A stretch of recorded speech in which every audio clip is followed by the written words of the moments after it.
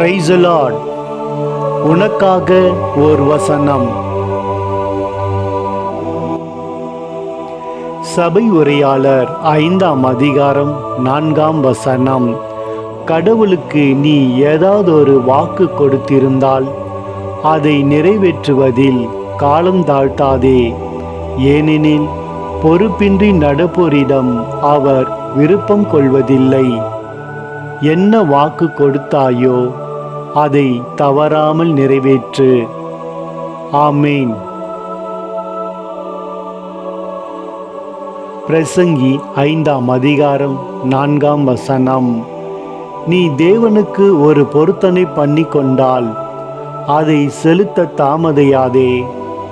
அவர் மூடரில் பிரியப்படுகிறதில்லை. நீ நேர்ந்து கொண்டதை செய்.